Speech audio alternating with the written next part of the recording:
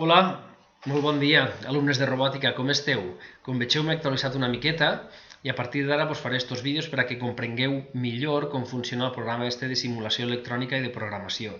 Es diu Tinkercad, que té diverses opcions. Una és la del disseny de peces 3D per a imprimir-les a la impressora 3D, semblant a l'SketchUp que van utilitzar en el primer trimestre, però a nosaltres ara ens interessa la part de circuits electrònics, d'acord? Tinkercad és un programa online que no heu de descarregar res, funciona entrant a la pàgina web i registrant-se, té la part de circuits, que si ja heu fet la primera pràctica no tindreu cap problema per utilitzar-la, d'acord?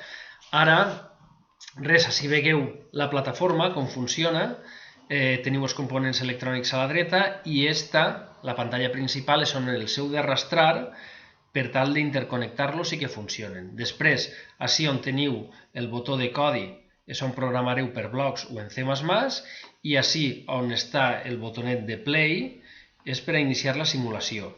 L'objectiu d'avui serà fer parpadejar dos leds, posar-los en intermitència alternativament. Anem a ficar un led verd i un led roig.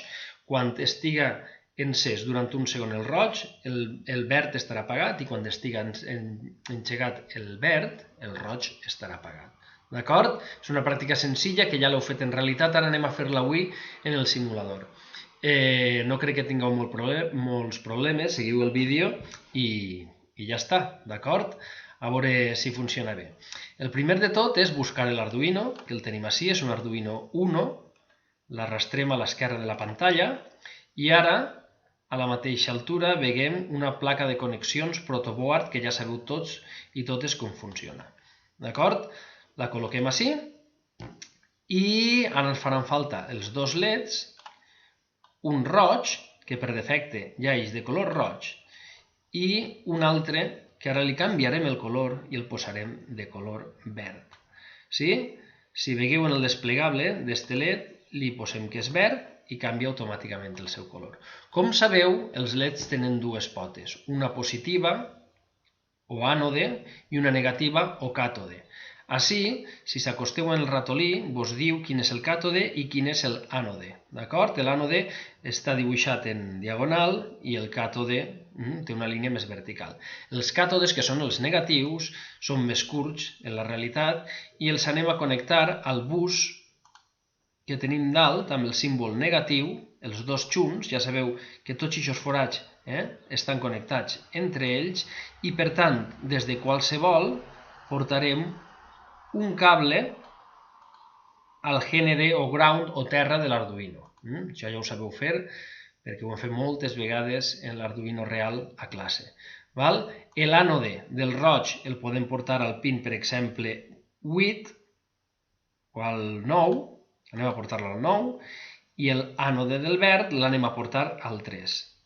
Així la connexió es veu millor i els cables no s'entrecreuen. D'acord? Molt bé. Ho podem fer així directament, però anem a fer un canvi. Li anem a posar una resistència en sèrie als leds, perquè en la realitat els leds, si no els col·loques una resistència, la seva vida útil baixa, d'acord? Perquè treballen a màxima potència. Aleshores, en control Z podem borrar els últims dos cables que hem col·locat i col·loquem una resistència a la mateixa línia on està l'ànode roig i li anem a canviar el valor. Normalment, a 5 volts, que és el que li subministrarà l'Arduino, una resistència correcta són 220 ohms. Li canviem el valor d'ahir i veureu que el codi de colors de la resistència canvia també. Roig, roig, marró. És 2, 2 i un 0. Això no ho hem donat, però ja vos ho dic jo. Canviem el valor de la segona resistència i li posem també 220. I aleshores l'ànode queda connectat a una pota al terminal 2 de la resistència i el terminal 1 ja sí que el podem connectar a la pota 8 i el terminal 1 de l'altra resistència també el connectarem a la pota 3. Sí? A la 8 i a la 3 podeu fer-ho qualsevol.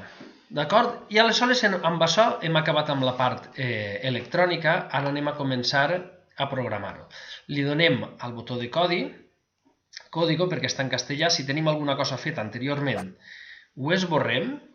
Ara, encara que tape la part electrònica no passa res, després quan iniciem la simulació es veurà. el primer que tenim que fer és agafar això que posa definir passador 0 en alta. Val? Això del passador vol dir, passador és pin, nosaltres en classe li diguem pin, i aleshores li diguem connecta el pin 8, en alta vol dir encès, nosaltres li diguem high, perquè programem C++, alta vol dir encès, o high, d'acord? Definir el 8 en alt, i ara en control esperem un segon. D'acord? Esperem un segon i aleshores tenim el LED roig ara encès durant un segon i ara hem d'apagar el roig i encendre el verd. D'acord? Per tant, agafem i diguem que la pota 8 la connectem en baix i aleshores apagarem el 8, ha estat un segon encès, ara l'apaguem i al mateix temps, que ja segur que ho esteu pensant, anem a agafar el pin 3 i l'anem a connectar en alt. Al mateix temps que s'apaga el roig, anem a encendre el verd. Ens esperem un segon i fem el mateix. Agafem el pin 3 i ara el fiquem baix. Si no toquem res més, tot això es va repetir en bucle. D'acord? No fa falta que li posem allò de repetir 10 vegades. Bueno, podem fer-ho repetir 10 vegades, canviem el 10 per un 3 i repetiria l'acció 3 vegades, 4 vegades, les vegades que vulguem. Si no li posem res, aquest bucle es repetirà una vegada darrere de l'altra. Sí?